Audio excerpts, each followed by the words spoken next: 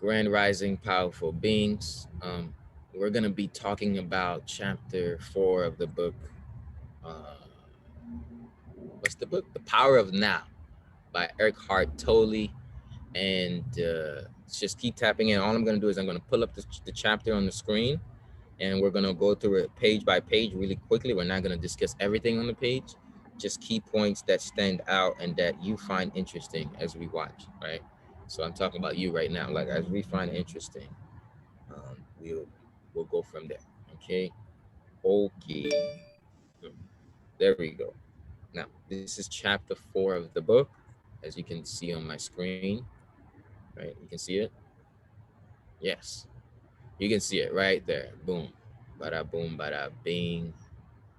All right. So this book is talking about loss of the now. It's talking about the mind strategies for avoiding the now. But it's also talking about how people get stuck in the future and in the past, how they get stuck to what the author calls psychological time.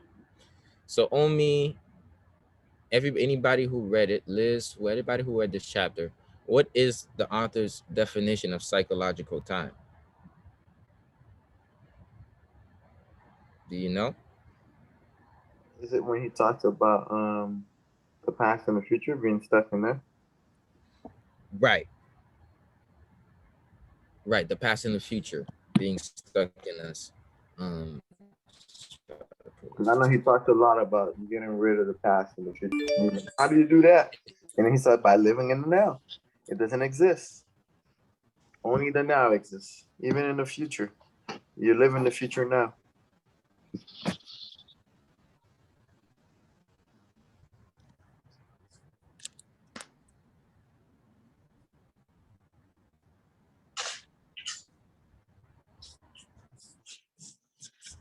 in the future, you're only going to experience it.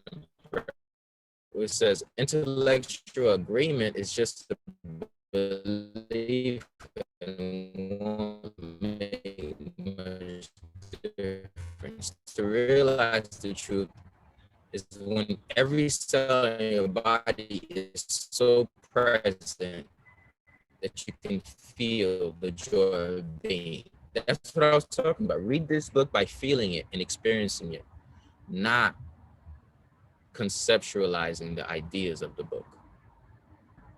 So somebody says, well, I still got to pay my bills. I got to work. I got to focus. So to be free of time is to be free of the psychological need of the past for your identity and future fulfillment. What do you guys think I mean? What is that? And future for your fulfillment.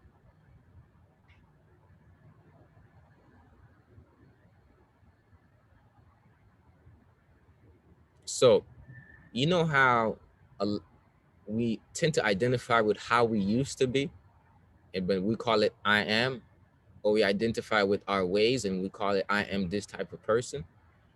To be free of time is to stop saying what you were based on the past representation of your level of consciousness.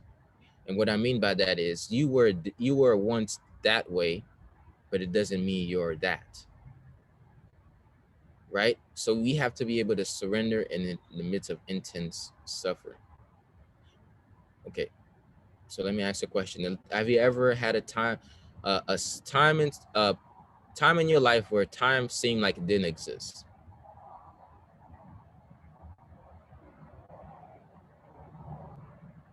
Right? Have you ever had that? Okay. Dimensions of time and presence.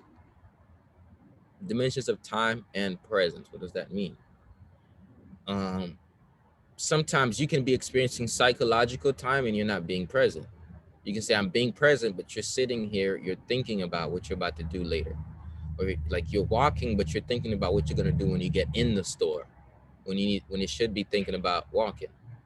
Or another way of experiencing this psychological time is you're sitting down and you're experiencing a lot of boredom, and that's because at the same time you feel like you should be doing something else. So let's keep going with the chapter. So oftentimes we don't stay in the now forever. We lose the now and we return to it. But when you know you've gotten out of the now, then you are being present. So here's a question. Write this down from somebody, comment this in the chat. I will catch myself when I get out of the now. In fact, let me write it down so I can have it. I will catch myself when I get out of the now.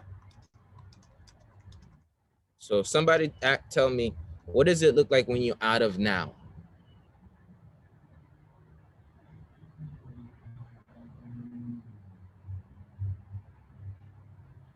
I think peace, tranquility, harmony, love.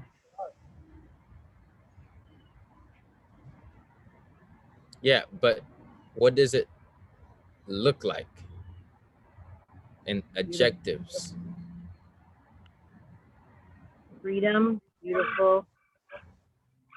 In full lines. So you're in the now. Let's say Vanessa, if you're in the now, what would that look like in this circumstance? I would be in Colombia with my children, No, watching. that's No, not the now. No, the now is right now, being present with this book and learning. oh, Yes, there you go. I'm pretty much in the now right now. So how does it look like? I'm in the now right now. I couldn't be in a better place than right now. So what why do you think you're in the now right now? Because I'm in nature.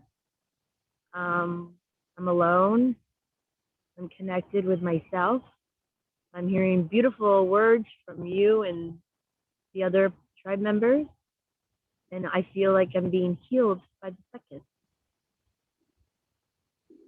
You're experiencing the moment. Yeah. So you just describe all the what's your environment just now. You're in tune with the environment because you're noticing your nature, that you're sitting down, that what's happening, how we're communicating, what's sharing. You're tuning in. Your senses are being tuned in to what's happening in the environment, or also either observing your internal environment or observing the external environment, both of which gets you to experience the present. Does that make sense? Yeah. But let's say all of a sudden your brain brought you to another country and you're like, man, I wish I can be there. That would have been, you lost the now. But when Liz just said, when he just said that, Liz and Vanessa, you two just portrayed it perfectly. This line right here, you lose the present now and return to it, right? You lose the now and return to it when, let's just say, and return to it again and again. So when you talked about the trip and Liz said, no, this present moment right now, I'm talking about the tribe.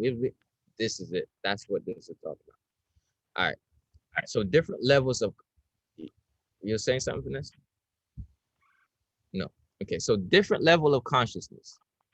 So the author says most people are not switching between conscious and unconscious levels. They're switching between deep levels of consciousness and ordinary levels of consciousness, which means that they get stuck either subconsciously living off of scripts or actually going into the past and seeing the script. So imagine you have something that leads you on. You know how you can lead a puppet by the strings? Let's say the string is your untapped subconscious programming.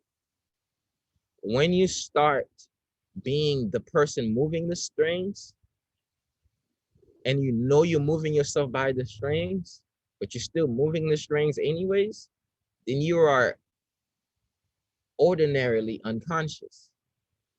A deep unconscious is you don't even know that you are the guy doing the string. By the you I'm talking about is your subconscious mind. The ordinary unconsciousness is I'm leading myself by the strings, which means I am going back to the past, worrying about the future, and ignoring the present. And I am reacting out of past ways, past beliefs, past everything. You're leading yourself by the string, but you don't know that you're the person doing it. An deep unconsciousness well, let me not coin the terms. Another form of unconsciousness for me is when you're conscious that you're leading yourself by the strings. You're sitting down, you're like, I am actually trying to distract myself with this, or I'm actually taking forth this action that's not serving me, or I'm actually going back in the past. You know this. You got enough consciousness to notice it, but you're still doing it. And the solution the author is suggesting is to get back in the present. So let's read the actual definition of what the author suggests. What he calls ordinary unconsciousness, me being identified with your thought process and emotions, your reactions, desires, and aversions. This is the normal way, normal unconsciousness, being led by the strings of what you think you are. It is the normal state. In that state, you are running by the ego in mind. You are unaware of your being. It's a state of not acute pain or unhappiness, but of almost continuous low level of unease, discontent, boredom, or nervousness. Background static. Background static, meaning you're sitting, but things from the past are coming up, judgments, whatever, a whole bunch of stuff. So I want you to write these down. Your level of unease, discontent, boredom, and nervousness is going to lead into a stimulating activity. And this is where your level of consciousness, this is, I'm telling you, if you write these 4 words down right here, right? Let me take note in the chat. I'm telling you, I've figured out how simple it is. Right? When you catch yourself in one of these, when you catch yourself in unease, you just feel, you're sitting and you feel out of ease. You feel like, man, something's not right. Right? I've been feeling that feeling in my feet, in my body the last couple of days. A feeling of unease. It's as if there's some, and that's coming because there's some stuff I need to do. Procrastination can cause unease, and I haven't been doing it. So that's where the unease came from. Like I said, so this is why I'm working on healing from the past traumas. I guess one of the things I'm working on healing is the fear of failure, right? Or the fear of success. So subconsciously, I might still be led by the string, even though consciously I'm affirming, I'm doing all these different things. Subconsciously, I might have a fear of failure, hence why I'm not taking forth the action. So catch yourself in unease, discontent, boredom, and nervousness. Ask yourself, what is the root of this? Or actually, bad. Bad. That's what the author don't want you to do. Ask yourself, how can I get back to the present?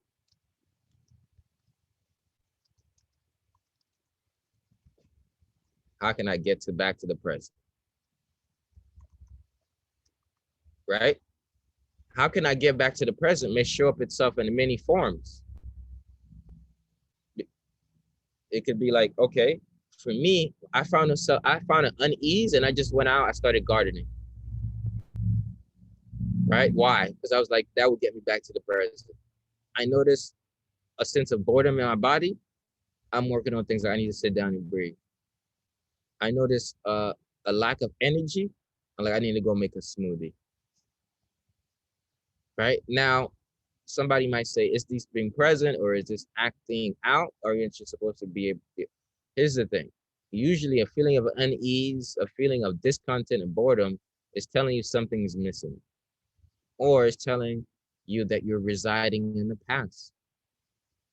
So let's move past that. That goes so deep, but we'll do that in the next one. I'll try to go through it a little faster because I want to finish this by, what time is it? Oh shoot, it's almost time. It's 8:57. So the unease of ordinary consciousness leads to deep consciousness.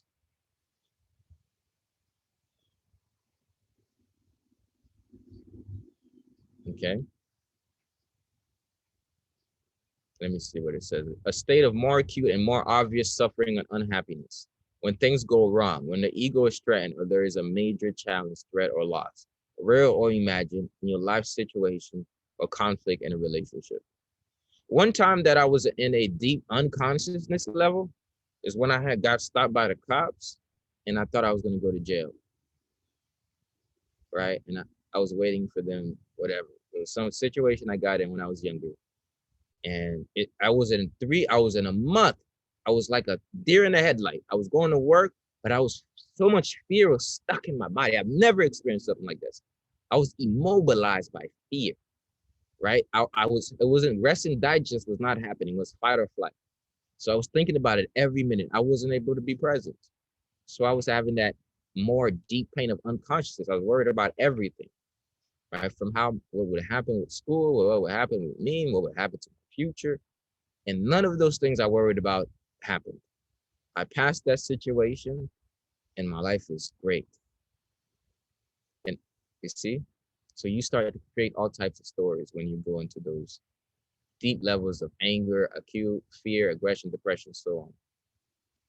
So the best indicator of that is how you feel about when your life changes, challenges come. The more conscious you make yourself, the more conscious you build when life challenges come.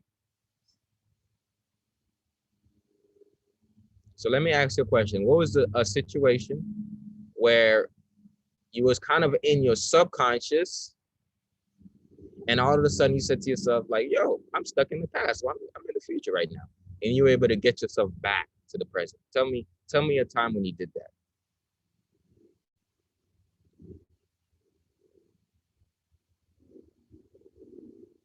Okay. I think I've done that a lot with my marriage. Mm-hmm. And not being able to let go of the pain and feeling that. Yeah. So when you notice that flashes of the beauty in your relationship comes up and it mixes with a little bit of the painful situation comes up and you start to give into it and watch that mental movie, Vanessa, like you probably like it's going on right now, how would you shift out of it?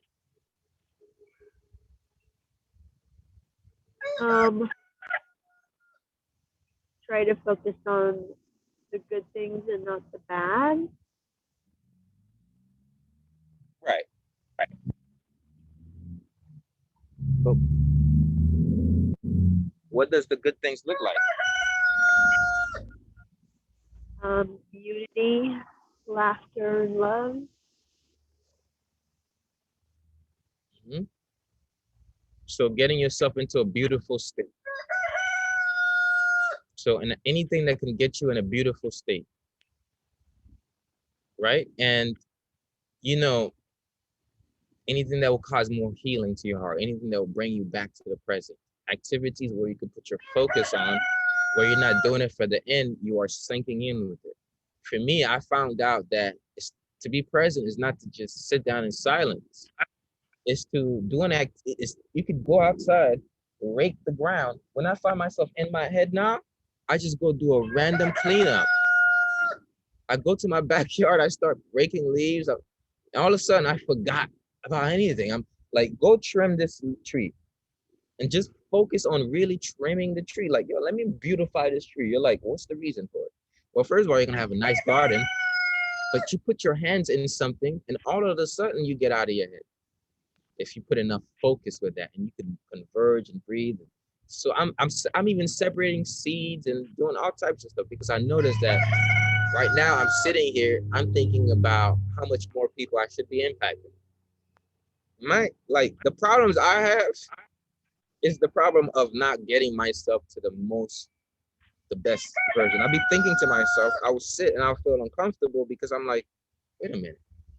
There are people who are about to commit suicides, and if they hear my voice, I can help them. Why am I not doing something to reach them?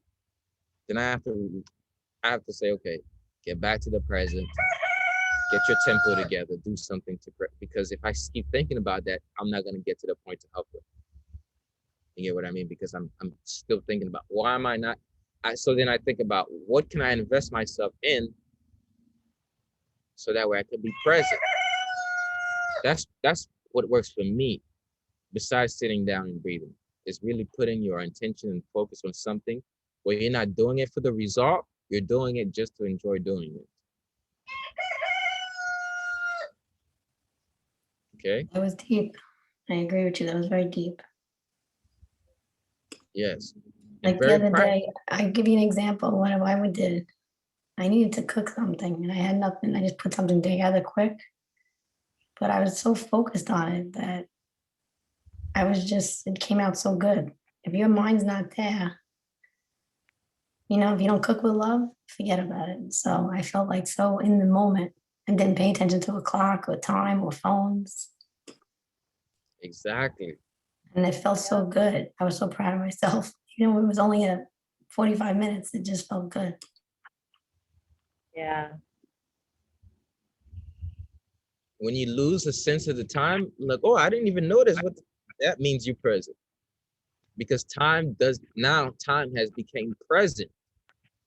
If you're not focusing on what time it is, it means you're in the present time.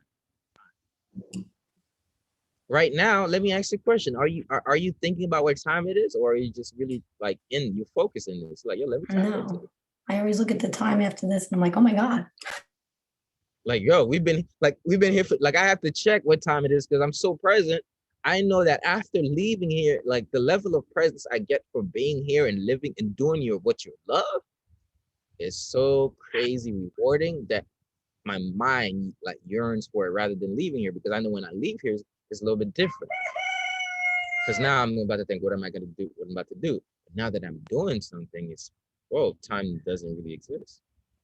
So like I said, let's see how fast it can go. We got a good gist of it. We're not going to go through everything. Go ahead and read it. Now, I did talk about here talk about even Jesus, and he talked about the Indians and the white Americans, right? So somebody said, he said that he pointed to him that white people always have tense faces, staring eyes, and cruel demeanor. They're always searching for something. What are they seeking? So of course, Carl Hung wrote about a book in his Native American. Now, Native Americans, of course, they're gonna say white people because they dealt with people who are different than them, and they're like, what are like, why are these people like this? Why are they always trying to get something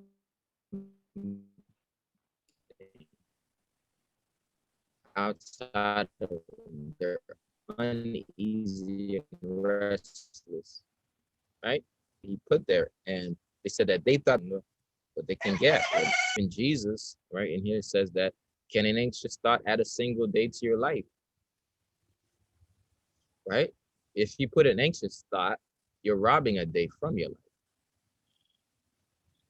Right? So he's just putting some cultural references there and how different cultures see it. The Native Americans, they're masters at being present and treasuring the universe in the world, and that's beautiful. Right? Us, we are materialistic as Americans. And you could submit the word white people for not just white people, but Americans in general. Westerners, you should say. It's I Westerners, agree with that. right? Westerners are always looking for something. Like if you I like to be friends with people that grew up outside of America, like in, different countries, because their upbringing was more natural and nature. They eat better. They have better crops, stuff like that. That's how I learned to eat my foods, by following somebody in Africa who's planting those foods. Mm-hmm. That's true. If you And like respect every culture, that's what happens. You learn. Yeah. every culture has something we could learn from, right? So Liz, I feel like your life, you're gonna be like a traveler, man. You need to start traveling. That's your cup of tea. Yeah, I love moving around. Even here where I am, on my days off, I go to the city and just go everywhere. Yeah, and the thing about New York is that it's a melting pot, so you can always meet different cultures, Yeah. as well as And Florida. what place do you live? What was that? Where do you live? I told you last week, I'm like 30 minutes outside the city in Mineola. Right. So That's right. yeah, Sorry. but I like the city because you know why I like the city? Exactly what Ed said. It's diverse. People aren't ignorant, and they're more accepting of all the different cultures. I don't like to be around people that are in a bubble. I'm the same. Yeah, it's funny because when I lived in Massapequa, I thought people were I couldn't believe people lived on the island, you know, in Long Island, never even left the island. I'm like, oh my God, you have such beautiful wealth right there. I prefer being in the city myself. Some people don't even ever learn that all their lives. They stay in their own area and they don't experience it, which is unfortunate. They imprison themselves. That's how I feel. They imprison themselves. That's a good way to put it. They don't learn, they don't explore, they don't expand their horizons. That's how they become ignorant. Yeah. Yeah. Well, when I come to New York, I'll look you up.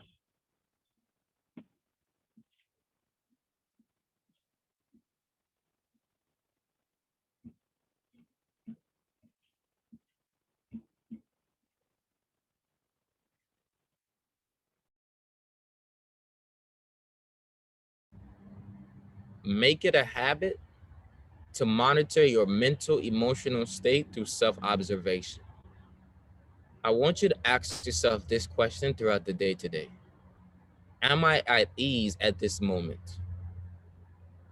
Right? Remember the first thing I commented was, and these are two things that really is gonna help you. Catch yourself in unease, discontent, boredom, and nervousness, and ask yourself, am I at ease in this moment, and how can I get back to the present moment? If you ask yourself this question enough, you will notice that you start the triggers that happen when you get advice instead of taking the advice. Advice is when you pick up a stimulant, a drug, when you watch Netflix, when you scroll on social media, when you do YouTube, when you try to escape your being, ask yourself, am I unease? That will tell you a lot. I've been asking myself this question a lot, and I've been noticing so much when I want to watch Netflix, when I want to do that, and now I'm like, okay, I'm unease right now. I have a lot of energy in my body. I'm like, okay, I want to do something with this. So I'm like, okay, maybe I can run. So I'm thinking maybe I can get it, like, but the author even says it's not those outside things, to just be. You get what I'm saying? But for me, I've also learned to rebalance myself. In the healing process, I'm replacing ill activities with positive ones, right? Instead of saying, okay, I'm just gonna sit down and be right now, I know that if I sit down in this state and I don't do something with the energy, after 5 minutes of sitting down, I'm gonna end up doing the vice. So what I've learned about myself, like I said, you got to be your own student and teacher, is that when I feel that in my body, if I really got it in a point where I can't sit with it, where it's just so uncomfortable, I do stuff like I go for a run, because I understand it's cortisol, I understand it's stress, I understand it's fight or flight. So I'm like, when I run, I'm going to rebalance myself from a chemical standpoint. Then I get back, it's easier to be in the present again. You know what I mean? So you can see how I've been using activities to get me in the present moment, because I have that freedom. Freedom from unhappiness. Do you resent what you're doing? Are you carrying unspoken resentment towards a person? Right? All those things are keeping you in a loop. All these questions are very important to look at. Okay? So, once again, we're going to leave it here. I recommend that you go ahead and finish reading the chapter on your own. Chapter 4 of the book, right? We've kind of went through the first part of it. There's 21 pages left. Go ahead and read the rest. Next time we're going to talk about chapter 5, right? Where I'm not going to actually go through the whole thing. But let's see, how can we drop negativity? Let's read this. By dropping it. How do you drop a piece of hot coal if you're holding it in your hand? How do you drop some heavy and useless baggage that you're carrying? By recognizing that you don't want to suffer the pain or carry the burden anymore, and then letting go of it. Let's say this together. I don't want to suffer the pain and suffering anymore. I'm letting it go. I don't want to suffer the pain. For the pain. And carry the And burden. carry the burden anymore. And carry the burden I'm letting anymore. it go. I'm letting it go. So now let's go from just saying to feeling it. Think of the pain that you suffer and that you carry and that you feel from day to day. I don't want to suffer the pain anymore. I don't want to suffer the pain or carry the burden anymore. I'm letting them go. I don't want to suffer the pain or carry the burden anymore. I'm letting them go. Suffer the pain, carry. I'm letting them go. Endow that into your spirit. Now, the next thing is let's accept the pain. This pain does not mean I'm deficient. It just means that my body is trying to be the most efficient. This pain does not mean I'm deficient. It just means that my body is trying to balance itself and is bringing forth something to alert me of how the energies are not still within me. So you don't have to repeat that over line, but that's really what it is. Your pain does not make you deficient. It says that you're a human, that you have a pain body. So when you feel like, let's say you lost somebody yesterday, while some of us experience love, some of us experience grief. We have to say acceptance, accepting with a combined light of your presence, your sustained attention. That's doing qigong enough to get yourself at peace and say, you know what? I accept this situation.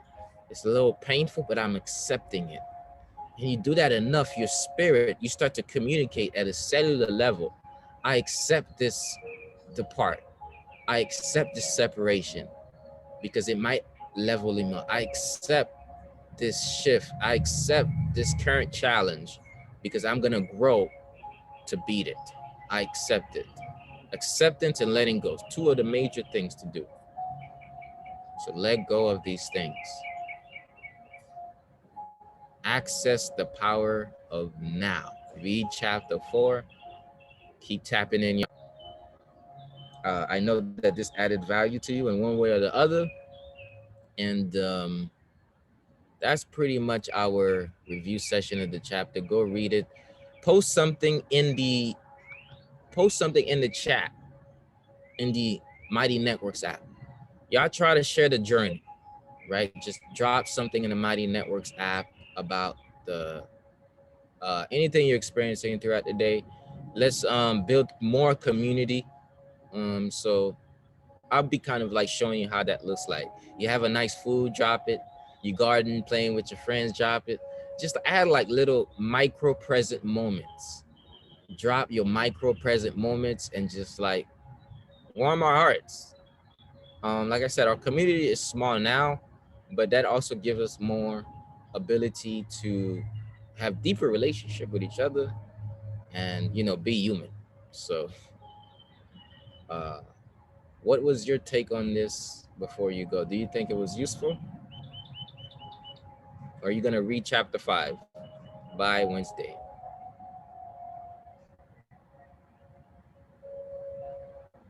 I'm going to strive to read chapter 5 by Wednesday. Don't try, do. I said strive. Oh, you said I don't like drive? strive. Oh, good. The word try. Good. All right, so get that book. That may hinder that, but I will strive. Let's get it. Listen to it while you drive. Yeah, I can do that, definitely. All right, so y'all tap into the chat. I want everybody to book an office hour to this week. Everybody should be booking an office hour time. Okay? I'm gonna drop the link in the chat. Y'all click this link and do that now. Everybody.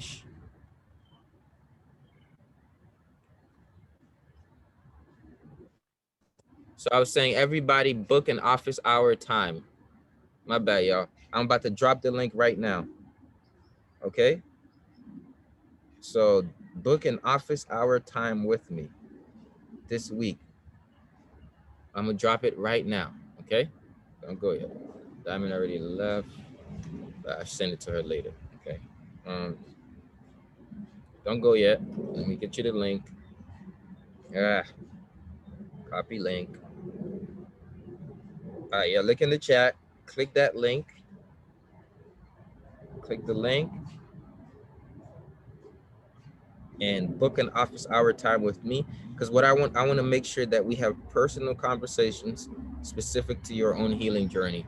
So that way implementation of what we're learning and growing with can be better. All right. So with that being said, y'all have a great day. I'm gonna tap out. Y'all stay blessed and in your power, okay? Thank you. You too. Peace and love.